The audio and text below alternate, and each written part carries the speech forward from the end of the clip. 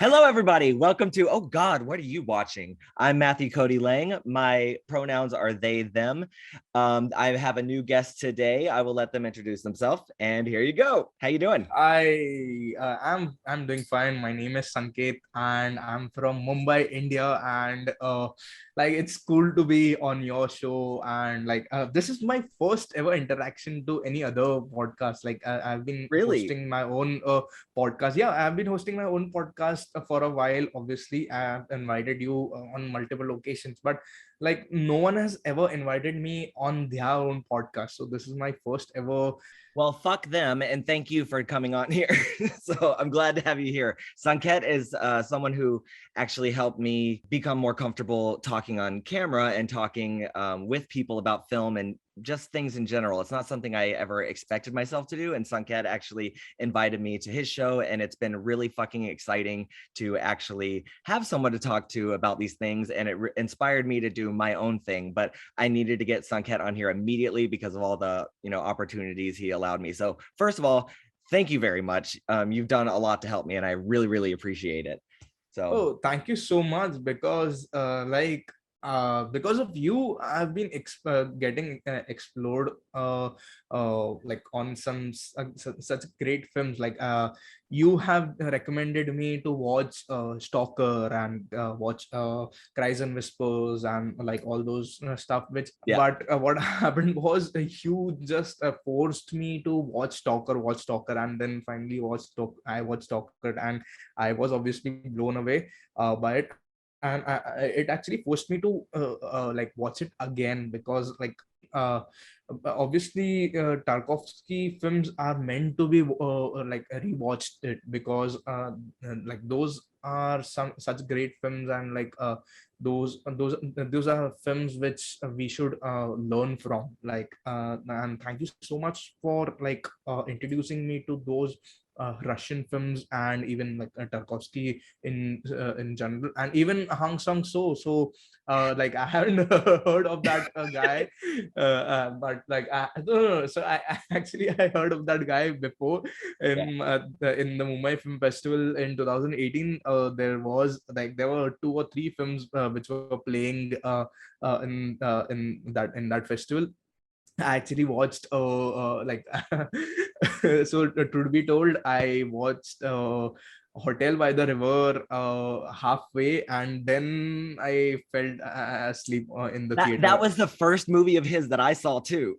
Was Hotel by the River, and it ended, and I was like, okay, whatever. And I was just like, I don't really okay. And then I like in the last show I did with my friend Jessica, I had told her too. I was like, I don't really get this. And then I saw The Woman Who Ran, which we talked about in the last episode, and I was like, oh, this is kind of just like what he does. And it set me up for that, where it was just a whole new approach that I was not prepared for at first. And that's why it's cool, because that's how I was with Andrei Tarkovsky too, where at the beginning I was like, I can't do this.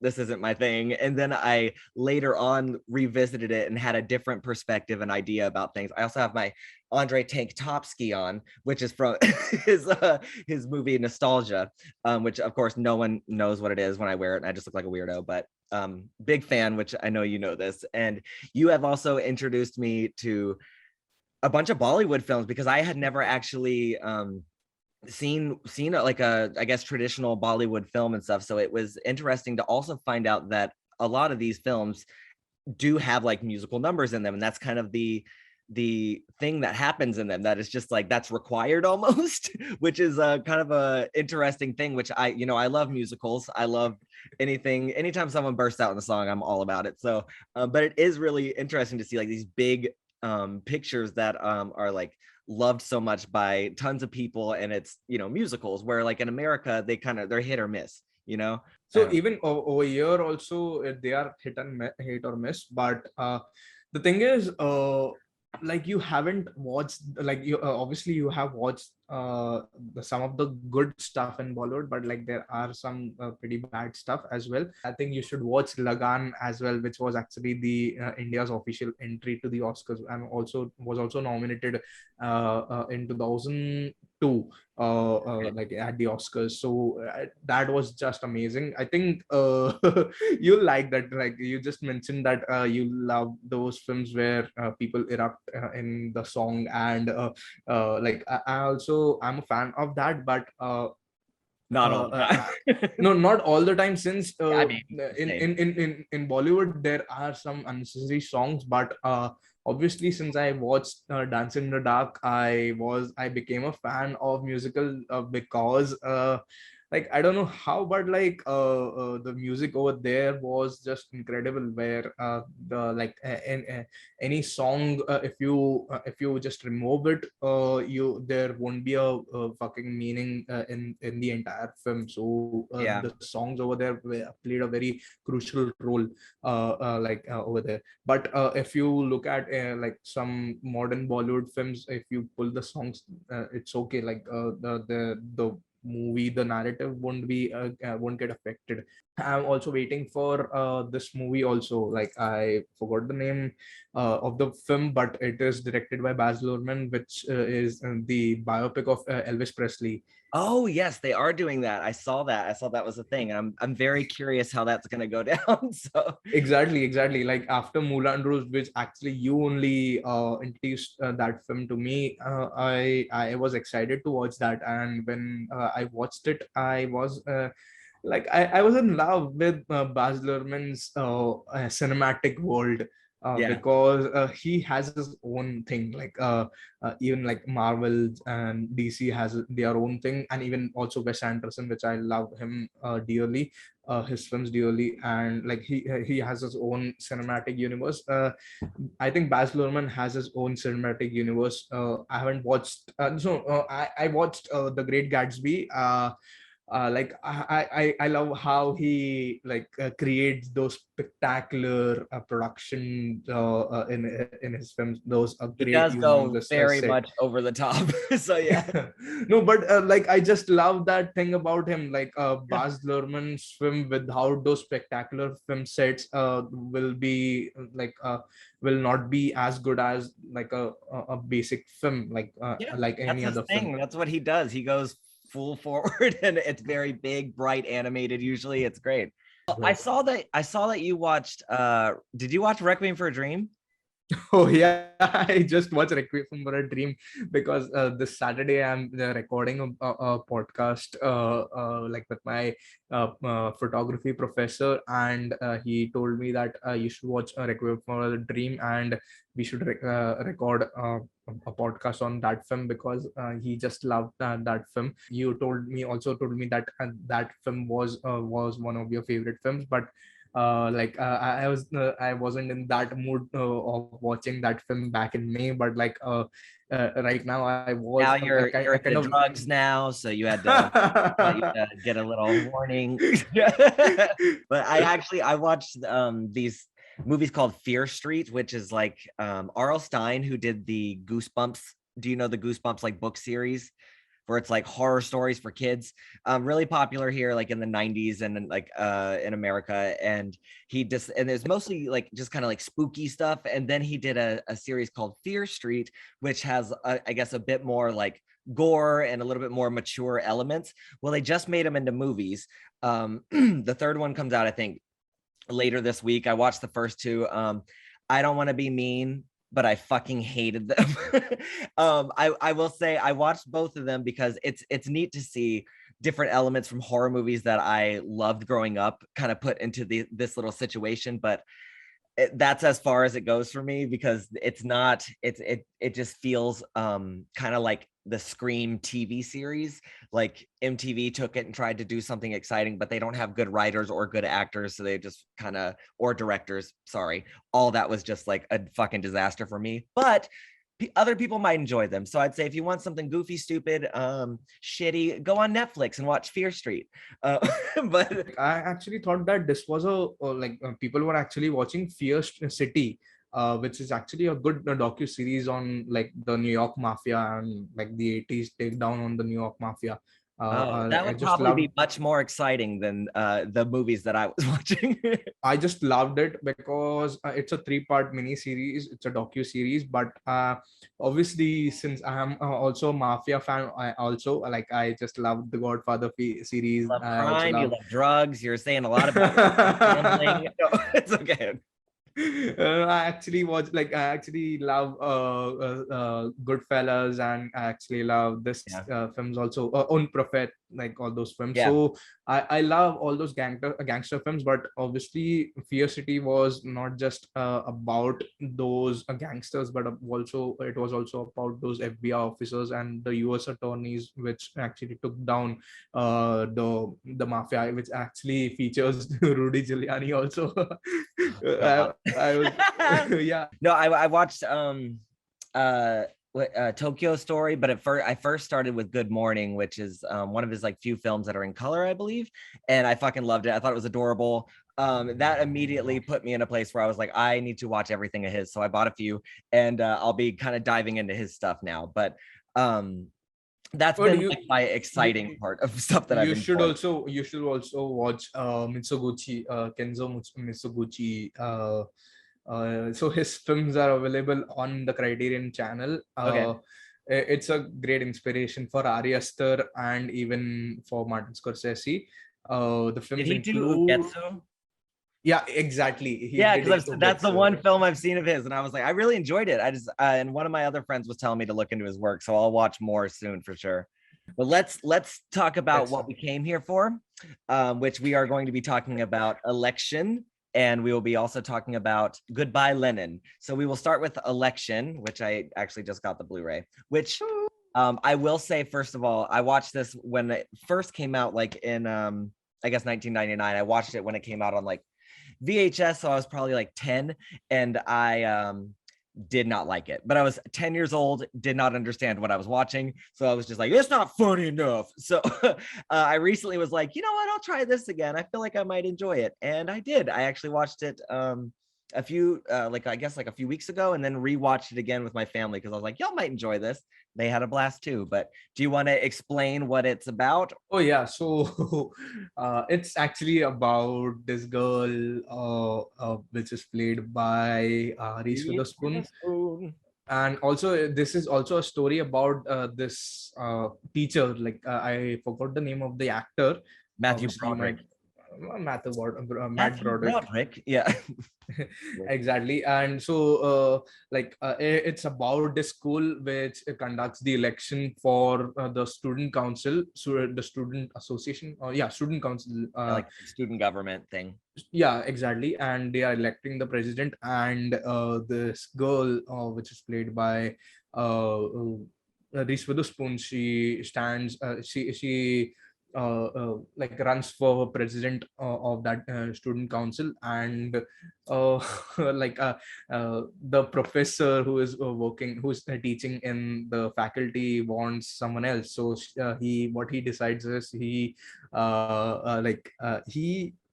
picks a guy who to run against her. And like eventually, is this a spoiler filled discussion? Yeah, all spoilers ahead. So Exactly. So all spoilers ahead. He like he cheats in this election. Sorry, yeah, he cheats in this election to pick his pick or to pick his candidate to win the election. But he actually gets caught cheating this. So this is the film about him. yeah, he's a bit of a jackass.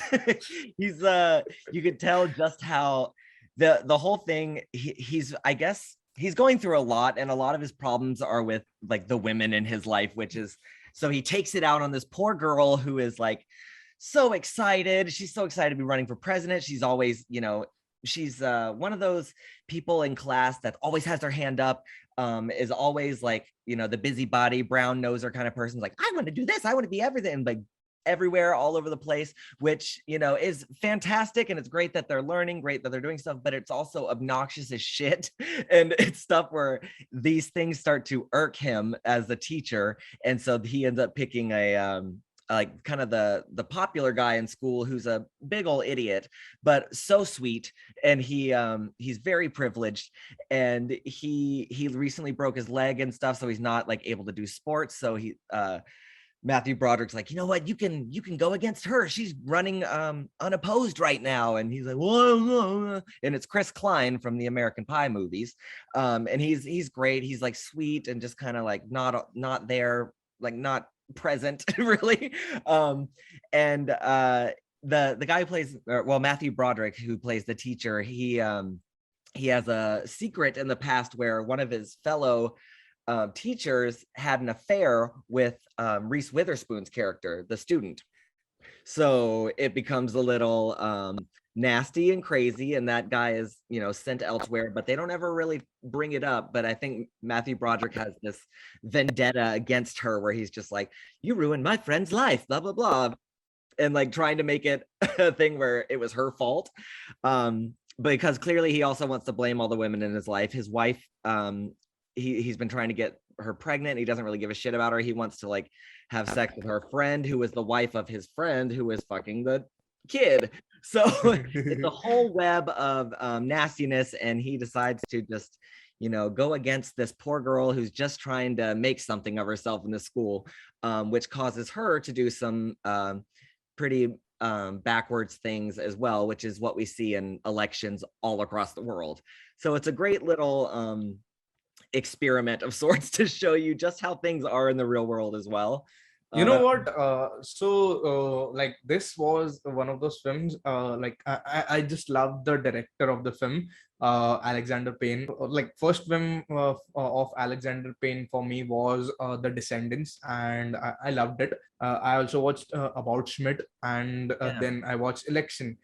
And I just love how Alexander Payne makes some of the great like human dramas, some real some films about us, like the real people, the people like who have real issues in the world, the middle class people. And in Election, actually, Reese was like, I watched it a while back, like 2-3 years back. I watched Election, and then I rewatched it for you. And when I rewatched it just right now, I was thinking that this Reese Witherspoon's character was like kind of I was relating to that character, because I was kind of that kid who wanted to run for all those like posts. Really? All those, yeah, Awesome, I was though. that kid in even in college, and even in school. I was that kid who wanted to be the class representative, or to wanted to be that person who was actually in charge.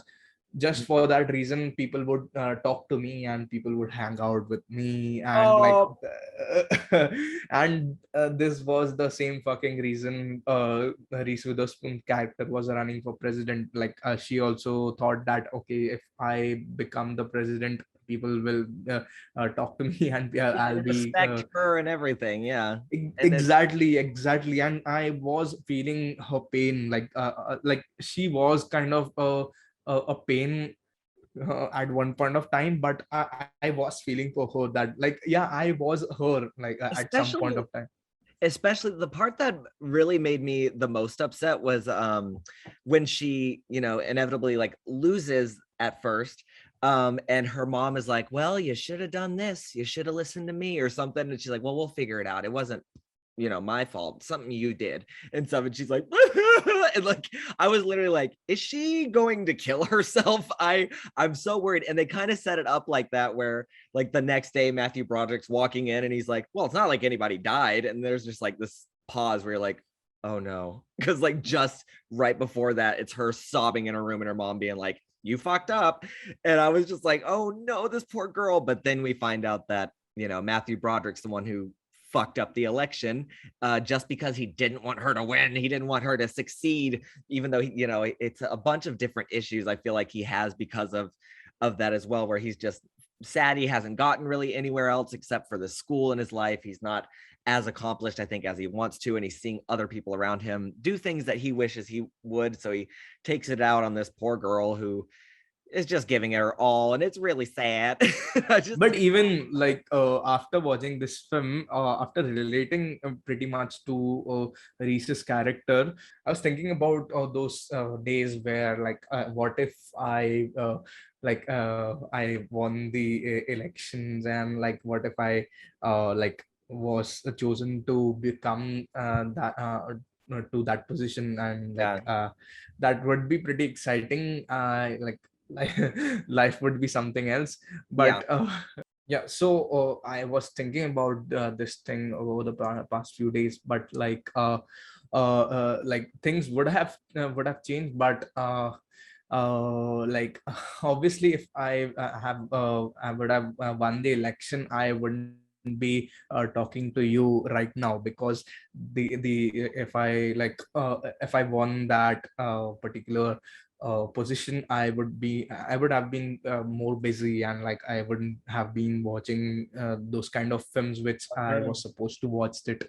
And like I discovered world cinema, and like I went to film festivals because I was very free, and like I was obviously studying, but still I was free to watch those kind of cinema, and because I didn't have any responsibilities. And this actually is my college symbol. And like I was in this college which is called Jai Hind College, which is in Mumbai. And and like as I said, like if I had those kind of big responsibilities, I wouldn't have watched the films which I discovered in the Mumbai Film Festival. And Yeah. I wouldn't have. I don't think I would have started this podcast, and I would have met you. Yeah. But So yeah, fuck that shit. I'm glad that you're doing movies instead, and I understand that too. So that's really cool.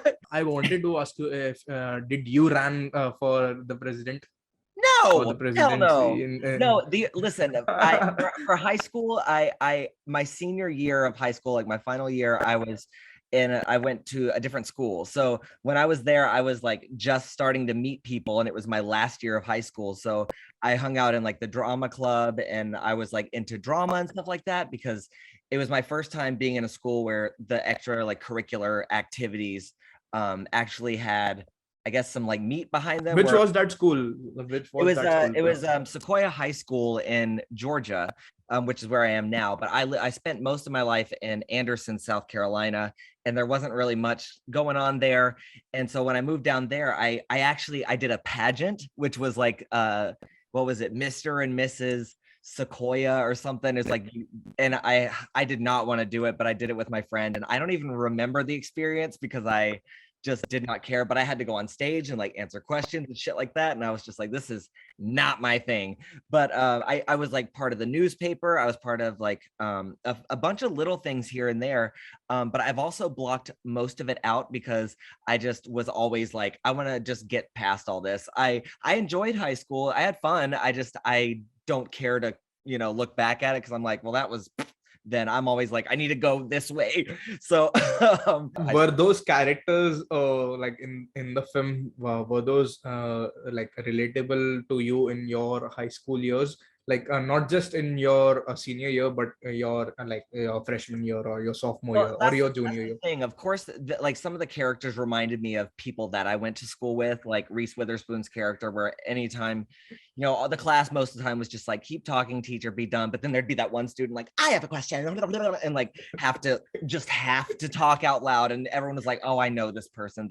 They won't shut up. They just want to be seen and heard, and there's something probably going on at home, and we're just trying to get out of this fucking class. So it was interesting seeing that. But I'd say it mostly struck me that the two characters, like the whole election process and this movie, kind of reminded me of like the Hillary Clinton and Trump kind of thing. And I guess like any kind of thing where like with Reese Witherspoon's character being like the most qualified for the job. I think most everybody could agree that she's the one who actually has her eye on like change and wants to help and do stuff. And you're like, great. But her desperation just seeps through and annoys the shit out of people. That was my like thing with Hillary Clinton too, where I was like, girl, you are just doing too much and everyone sees through you. But you also are the most qualified, because then we have asshole over here who doesn't know shit about anything, but he's popular with a bunch of idiots. So it's like, and also this guy who is like very charming in the election movie to all like these high schoolers who are all idiots and don't really care about the situation. So they're But like, I think this film also had a Bernie Sanders kind of character, which was kind of a not a radical thing, but like he was kind of a person who like obviously like she in the film she was kind of a person who was like I'll get rid of this election, I'll like free the people and all those kind of stuff. And yeah, I would Bernie is say in a wide like brush over of like radical ideas, I would say, yeah, because I would say, you know, he cares more, where she's just like, whatever, I'm just trying to fuck over my brother who's fucking my ex-girlfriend basically.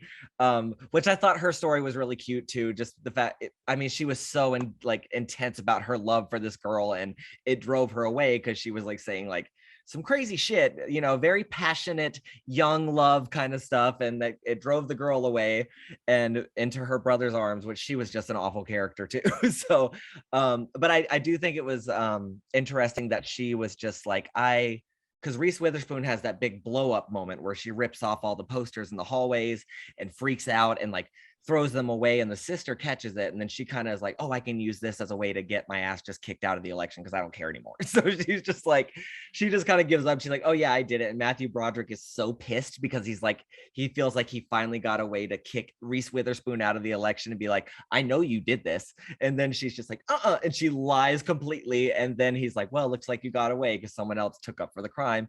And I loved that because she was willing to do whatever she needed to, but and it sucks because, you know, it's really interesting because you can see that in politics nowadays too, where people are like, this person is clearly the better person, but this person right here is fucking up everything. So it's like, how do we get rid of that without, you know, breaking all the rules or like fucking everything up? But it's the kind of like good and bad of democracy, where, you know, the idea of letting the people decide is great, but then, you know, which majority is going to be in charge here? So I just think it's a really cool small centralized idea of like a much bigger thing that happens in our life. And I think it's very funny to watch high schoolers do it, because sometimes people don't really grow out of high school and they just kind of carry those ways about them throughout life, and then it affects the real world and, you know, the change or lack thereof. So exactly, like even I wanted to mention that like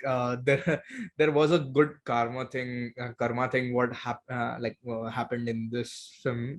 So in the starting of the film, Matt's character he throws the, I think, the burger or some kind of food on the floor, and the janitor.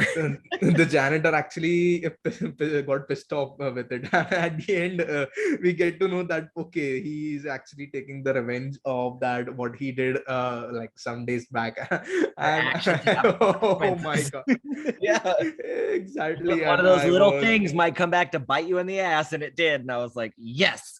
oh my god, I was so sad about him because like oh my god, like he just got caught. And How did you feel about how it kind of concluded with you know, her winning and him being basically kicked out of school? Well, he had to resign, and then he kind of goes off to New York to maybe further something else with his life, because that small town is over him at that point, because it's a whole story in that town that he, you know, tried to ruin this girl's life by doing really shitty things, and also cheated on his wife with, you know, her friend, and just was doing everything to I don't know, I guess feel alive in a way, because he was stuck in a very monotonous day by day kind of situation. So he thought he'd try to get some drama in there, I guess, and that did not go well for him.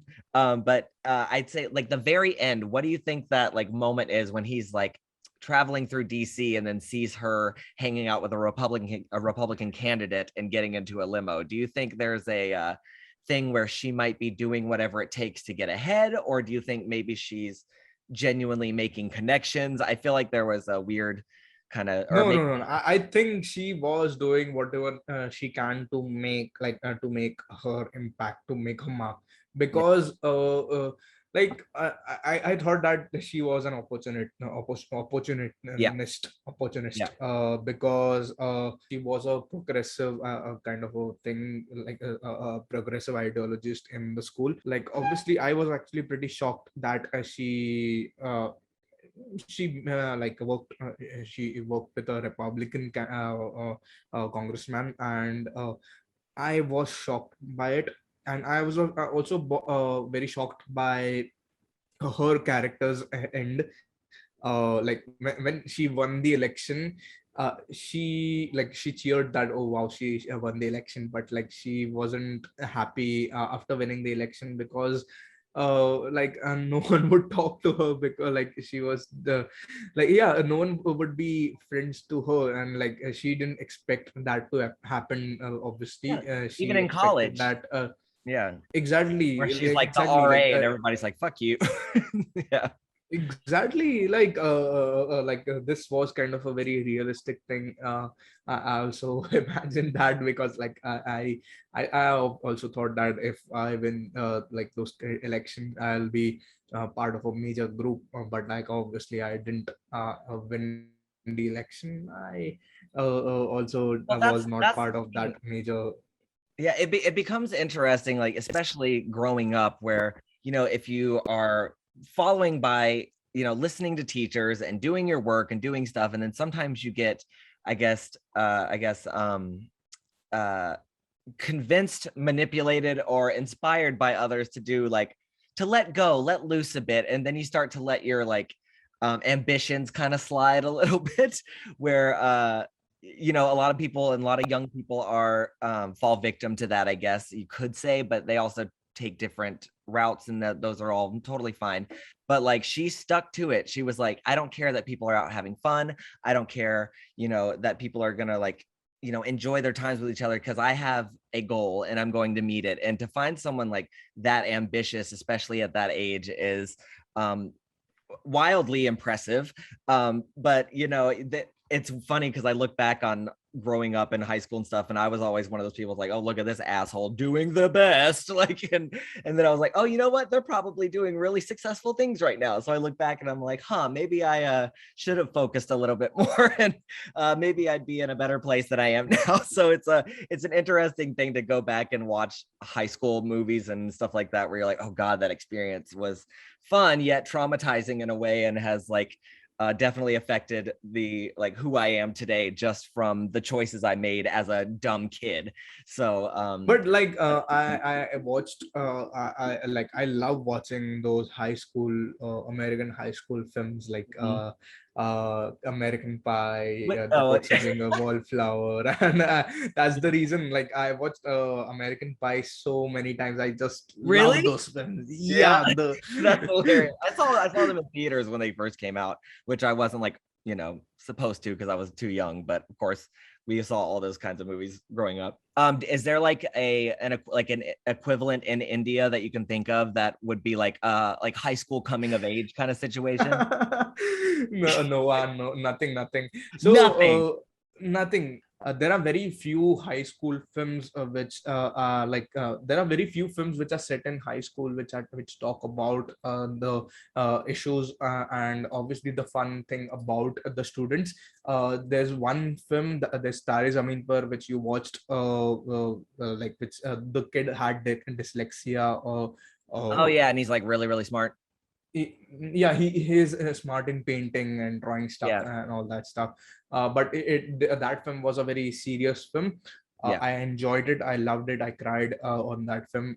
Not just me, but the entire country of India actually yeah. It's cried very popular. on. Exactly, very popular film. But there's like I don't think there's a film called Student of the Year, but that is very glamorous and all those things. And like it is set in a university, or a school which is very unrealistic, like I feel.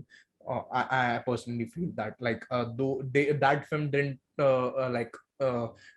talk about that issue and like, not issues but like those things which we face as a school student or college student. Yeah. I personally related to the characters and the film which are in Hollywood films where like election, like we can say that I can say that because like obviously I related to the character of Reese Witherspoon. At one point, I loved watching that film, Student of the Year, but like no, like there aren't any Indian films which talk about Indian schools or in colleges very well.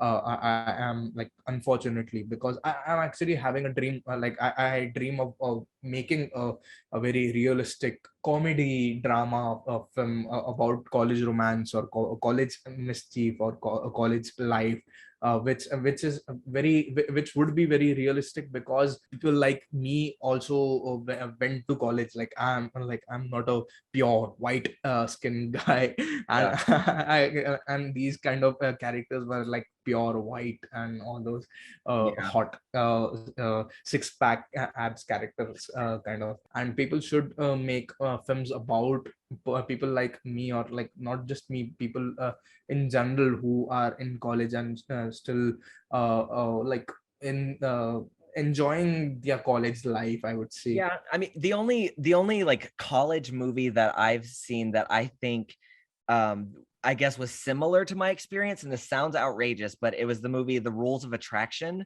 which is all the like it's like a bunch of different stories in a college kind of intertwining, but they're all doing like sex, drugs.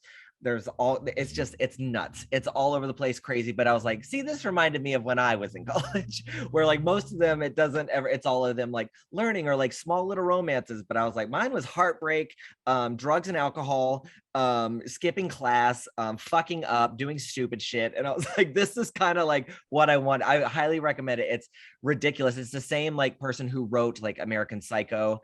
What Bret Easton Ellis, right? That's it. I think it's it. I'd say if you want something like crazy, that one I think is the closest to like American College. It's outrageous, but also similar. But still, like I actually love these American high school films. Sadly, we don't have produced any Indian high school films which are set in Mumbai and like which are talking about college life, which is in Mumbai, and we're talking about students which are like me, and which people like I can relate to. That's actually my request to Bollywood, and like Yeah. that's the thing. Well, hopefully soon enough they'll start, I guess, experimenting and doing other stories and stuff that need to be told, which that's all over the place, really, though. But okay, one last thing about this, and then we'll move on to the next one. Okay, there's a thing that they talk about with the difference between ethics and morals. What do you think? What is your like idea with that? Do you think there's a real difference? And because I was trying to think of that myself, where it seems like ethics are going to be more of a I guess professional setting and like have to deal with like professional stuff, where morals are stuff that's like something you carry on with you throughout your life in general. But I feel like they all still intertwine, so it's hard to find a difference. Matt, I was like watching this film and like I haven't like I didn't even think about like what the fuck was he talking about, Yeah. morals and ethics and all that stuff.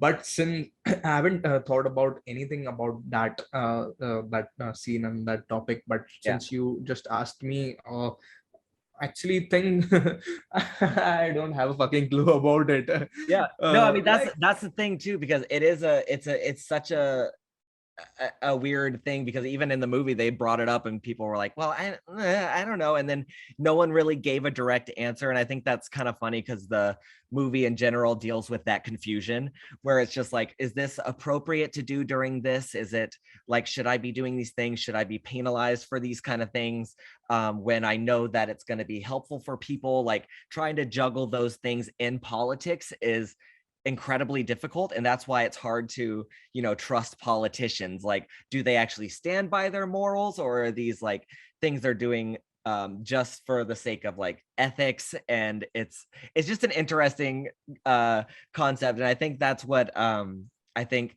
divides a lot of people too, is like knowing who to trust, you know, who actually has like similar morals, or like what's like the ethical thing to do during these campaigns and everything. And it's just a wild thing that I think everybody is a giant hypocrite and everyone is constantly doing things you know, that they preach that other people shouldn't.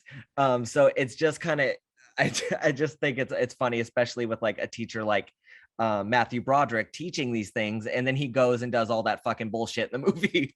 So, you know, I just think it's a interesting thing that it plays with in the film. So, all right. So the next film is Goodbye Lenin, which is something I saw over a decade ago, and Sanket actually brought it back up so we could revisit it, which I actually watched it this morning right before we did this. I thought I'd have it in my head and have it fresh, but I would say it starts before the fall of the Berlin Wall, and it is about a young boy growing up with his sister and mom after his father leaves. And this is on the eastern side of the Berlin Wall, which is the like socialist side.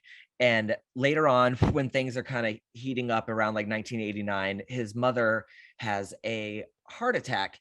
And this is a woman who is like a deep, like committed, passionate socialist, and, you know, teaches kids and like does everything she can for her party. And when she has a heart attack, she goes into a coma. And the young guy, who's played by Daniel Bruel, I don't know how you say his name, but he's been in a bunch of films: Inglourious Bastards, The Educators, Rush. a bunch of things. Yeah. So he plays this, and this is when he was a lot younger. And his mom wakes up when after the Berlin Wall has fallen and things are starting to, you know, become more capitalist and lean in those ways. And they tell him that his mom is probably not going to live too long, so they need to make sure they don't excite her. So he does whatever he can to make her believe that the Berlin Wall is still up, socialism is still thriving, everything is okay, which involves him trying to, you know, go back and find old things that used to be sold in the stores below and try to cover up any kind of advertisements from companies from, you know, the West. And it becomes a huge thing as he's also trying to navigate his life with his new girlfriend, who is the nurse, and his relationship with his sister, and possibly his father, who he hasn't seen in a long time. So what was your experience with this one? I watched this film on the Criterion channel, and Oh, I didn't know it was on there. Okay. yeah, it was on the Criterion channel. It just like it expired Oh, it's from like the a special Criterion thing. channel. Okay. Yeah, exactly. And I watched this film back in March, 2nd March. I also remember the date also. Oh yeah. Uh, I I was just looking for something lighthearted, something like not to think more about it. Yeah. And I picked this film just by the title itself, like Goodbye Lenin. And like since I don't know if you know this, but like I watched the films just by like looking at the cast or the director or the yeah, that's it. Like I Yeah. just watch the film according to that. I don't watch the fucking trailers or all those Yeah, I'm not synopsis. I one don't for read that. it. And I like started this film. I actually at the end I was pretty relieved that finally watched a kind of a great, perfect black comedy film, a dark satire film, because I was like excited to watch something a similar kind of film like this. Like I last I actually watched The Death of Stalin, which is Oh yeah, streaming yeah. on Amazon Prime in India. And I watched that film. I loved it. I still love it, and I still watch that film. Okay. But the thing is, I watched that film, and I didn't think any film would be as good as The Death of Stalin. But when I watched this film, I was so shocked about it. Yeah. The best part for me was when his friend was actually recording a news tape about of the past, and It was so much funny, and Yeah, even those little moments when he was he had the chance to uh, like exchange the money, the East Germany money, I know. East Berlin money, to the like actual real currency, but he actually missed the chance, and now he has to regret it. I was so laughing at Well, that moment.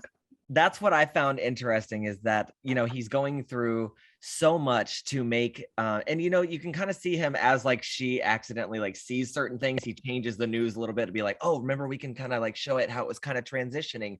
So he's like somewhat trying to transition her to a point where this will all make sense instead of being like, oh yeah, that's not life anymore. But and it's something that I think is something that has happened throughout history, where when big things happen, people just expect like, oh, you have to just go along with it, the end. And it's a thing where people aren't consumed enough with the idea that they have to make the transition a little like seamless, and actually help people through this huge thing that's going on. And he does it solely for his mom, and like there were a few things that happened, but still people like couldn't exchange their money, like it had to be by a certain time, blah blah blah, where different factors come in, where as you see, he found the money much later because his mom couldn't remember where she put it. So then he found a whole bunch of money and couldn't do anything with it, which is bullshit, because he should have been able to still switch that over to money that he could use. And I think that's something where people forget that these big things need to happen. I guess people need to be guided into these giant changes in time and place. And This incident actually reminded me of a kind of similar incident which happened in India in 2016, which yeah. a prime minister, now a supreme leader, I would obviously say on record, Okay. that a supreme leader actually, he announced that two of our major currencies, which is the 500 rupee notes, note, and the 1000 rupees notes, which they were actually invalid, and we have to go into a bank or a government institution, and we have to exchange that money to the real money. So this happened in November 2016, which was like actually called demonetization, Okay. and we have to like exchange. We had to stand in line for hours and hours, and we had to exchange all those money. And So that people, we struggle. had just I just related to that incident like very greatly. But obviously, I also didn't related it to it, but I'm a history geek. I'm a political films geek. Hmm. I love watching those films which are about like real events. But I also love watching where like I love watching films where it satirizes the situation. Yeah. It very few incidents, like very few films have done it. There's one called Jojo Rabbit, where there's one called Death of Stalin, and there's this film. I can only think of these three films which satirize the history's most important events, or the most important characters of the history. But I just loved it. People obviously tell me that there's a huge difference in the architecture of East Berlin and West Berlin, and I want to actually see that. And Yeah. in this film, and so this film actually realized me that actually there was a big fucking difference in the architecture, because and even in the thinking of the ideologies, the thinkings of the people in general itself. I fucking love this film. And even there's one instance where they find out that there's a McDonald's in open in Berlin, in East Berlin, and they actually make a news bulletin on it. He and his friends. His sister gets a job at Burger King, which I think is great. And then all the all her friends help them like move all the stuff, but they're all wearing, I thought that was strange, where they all come over wearing their Burger King uniform and changing shit. I was like, okay. But I just thought that was funny. Would you, let me ask you, if you had the same I guess privileges and stuff that he did in like where he was, because he has a lot of resources that help him, you know, create this illusion that things are totally how they were. Would you go that far for your parents or anybody? Like, would you do that much to make sure that they don't flip out because of that? Or would it not be, would you take a risk on like actually being like, No, no, no, I'm no, just no. gonna tell them, like No, not at all. But actually, thankfully, my parents aren't those hardcore socialist stuff? nationalist not, those, like, my parents aren't those hardcore leaning, politically leaning people. They are Yeah, just a regular working class people. So yeah, obviously, so if that was the situation which it happened in the film, I would obviously have gotten to those lengths which Daniel Bruhl's character had. He went through those situations, like getting to those supermarkets and getting to those people, approaching those people who were actually uh, singing in front of her, and singing the national anthem of the USSR, all those kind of shitty things. But it yeah. was very funny kind of things. Okay, so the selling of these satellites I thought was interesting, because that's what's funny is that there are like very specific things that work to his advantage, like the idea of like the satellites where he can like I guess get money. Also, he barely works, by the way. Where does he get money for all this? Because we see that he has a job and then we never see him like face that ever again. And I'm like, okay, how does he have time to make these news programs? I know he has his friend working on shit and stuff, but he's also working as well. I was just like, I don't know how he's going through that, but okay. And then I thought it was kind of But funny because they do a kind of a homage to Stanley Kubrick where the friend is editing and he's like, look, did you see that shot? It's from 2001 Space Odyssey. And then like a scene later, they do a whole like montage from like a Clockwork Orange where it's like and it's like them speeding up and doing the thing. And I was like, oh, so this director is just like about Kubrick. So I just thought that was kind of funny. But yeah, it's a cute little movie. I thought it was great. I would never go through those lengths of helping by any means, of like doing all that shit. I'd immediately be like, oh, you're awake, the shit you loved is gone. Like I would just immediately be like, shit's new and I know you're not going to be here long enough anyways, so whatever. But I was curious because he got really upset about his mom was like lying to him for so long about their father, who was just like left and went and did his own thing on the east side of or on the west west side side of of Germany. Yeah. So I just thought that was interesting that I don't understand why she wanted so badly to keep like them away from him and stuff. It wasn't clear to me why it was such an important thing, except that she just loved socialism.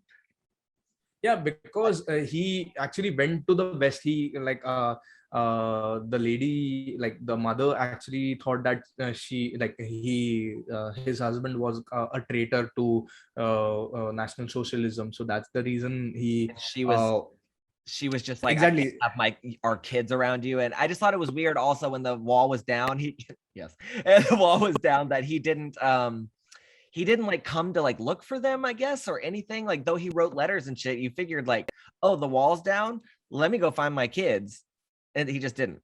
So I was like, Yeah, but still, like I actually thought that, like, obviously I'd ignored that part, but I thought that, like, she actually had a very hardcore communism thing, and she didn't agree with her husband, so her husband actually left her, and that's the main reason she grew up her kids with the same ideology, but thankfully the kids actually didn't the she actually the kids actually didn't grasp the ideology of their mother, and that yeah, was a very cool thing the kids did. But I watched this film called Rang De Basanti. I know you have also watched that film.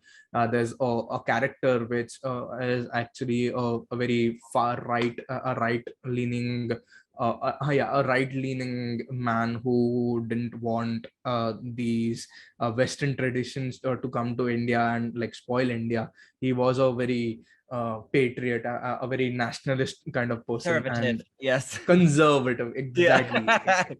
Yeah. And this her character actually reminded me uh, of that person Yeah, I can actually. see that. And You know, that goes on everywhere. Like, but there are divides in like families and friends and stuff, especially with like politics, because you know, when you start realizing that, you know, yourself or your friends and family in general are being oppressed by these ideologies, or even just like political affiliations, that you're like, I don't want to be involved in that kind of stuff. So you do separate yourself. And I've done that, you know, in general. I feel like it's just strange, which is why I'm never having kids, that you would keep your kids from their parent in a way where I'm just like, but I guess it's also being completely manipulated by those politics in a way too, of just like, this is how life is and it shouldn't go that way, or they're going to turn into heathen children and go to the devil and, you know, fuck animals or some shit. Like, you know, you take it to the extreme where you think like, oh, I can't have that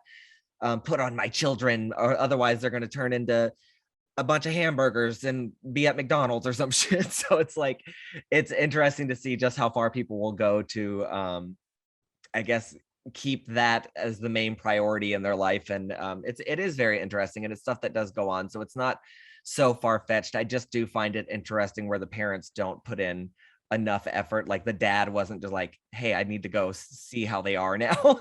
Since they're older, maybe I could be like, hey, considering that we're all going to have to start living with capitalist viewpoints and stuff now, that I should go see if my kids are okay. But he also had his own life at that point, and I just thought it was odd. But I was like, I'm glad he went to go be like, hey, I'm your son, and then, you know, brought him back and like had to drag him into it basically. So I'm glad they got the one last few moments with the father. I don't know. I was like, you put in way too much work to help this woman remain delusional.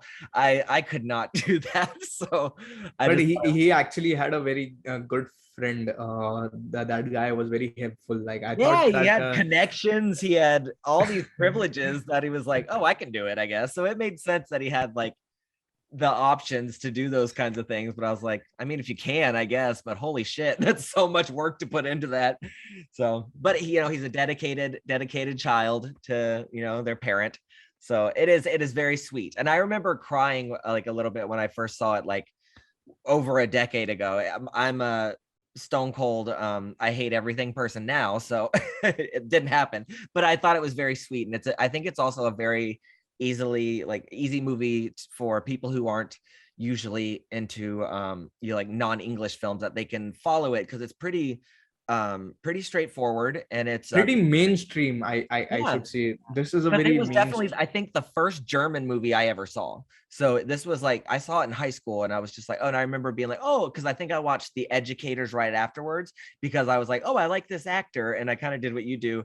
And I kind of went to like, well, I want to see what this actor's done before. And then I watched The Educators. And I think around that time, I also saw Inglorious Bastards and stuff. So I was like, oh, I know this guy. This is so fun. So yeah, I thought it's a fun But movie. I like German movies in general as Yep. well. Like I watched this film. Previously I watched a German film called Downfall. Oh my god! Like Oh I just God. love that film.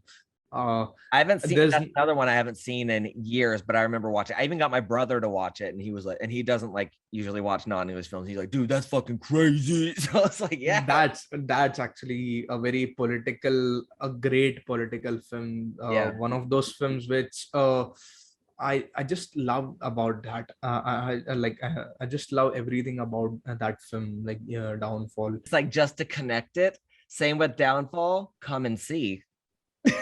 Oh yeah, Great. Yes, because that was another one with a message that I really enjoyed as well. Which that was the film we were going to talk about, but we got Goodbye Lenin. It's a little lighthearted, much more uh I guess not as intense of a conversation. So it's a lot lighter, which is good. But I would say if you're looking for similar films that have to deal with like history, like come and see Downfall, especially during like the World War II stuff and all that crazy. Come and see Downfall and The Innocents. I think like no one actually knows there's a film called The I Innocents. think I've seen that, but that was probably a long time ago.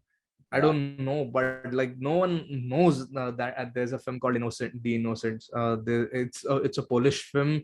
Oh, I know what you're It's talking about. like I haven't seen it, but I know what you're talking about. Exactly, like it's a great Polish film. It actually premiered in the Sundance Film Festival. Just watch this film, The Innocents. I would love I would actually appreciate the people who are actually watching this film. And I was actually telling to some people to watch this film, because like no one ever has ever talked about this film. Maybe that'll be There, the topic of our next little video. We might have to tackle that at some point. Yeah. Do watch The Innocents. Yes, The Innocents. Come and see Downfall and Goodbye Lenin if you want something a little bit more lighthearted. Also, as I was talking to you, I made a connection between the two films.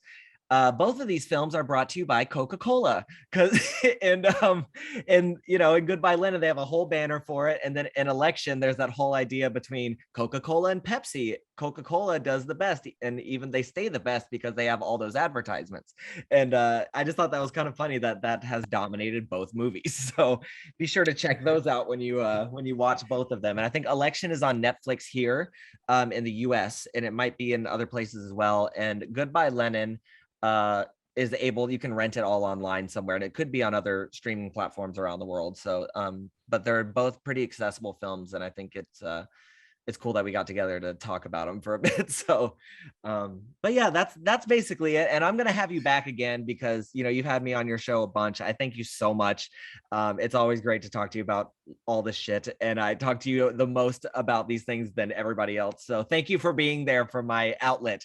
I appreciate it. But I wanted to say something. Like, it is my honor to be on your channel. Like obviously I actually want to say that no one has ever invited to no one has ever invited me to any of their podcasts, or in general podcasts. Obviously, since like no one knows me, obviously you're the first person who actually started a podcast about cinema, and I'm actually glad that you invited me to your podcast. And absolutely, I had to. I had the same kind of excitement, and I had the same kind of fun which I have in on my podcast. And like I'm just like thank you to like for having me. Like of course, I mean, Andy, I'm not, believe me, you're gonna have to come on again. So so thank you so much. I'm so honored. I'll be happy to come on your podcast anytime. And tell them about your YouTube channel. Tell them how to look it up real quick.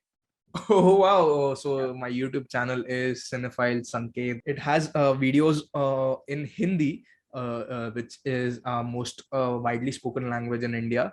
But it also have my channel also has have videos in English as well. It has Matt's video. It has some great English language videos. You can check it out. Okay, thank you so much for this. I will talk to you soon for sure, and thank you for coming on. Yeah, thank you so much. Bye, everybody.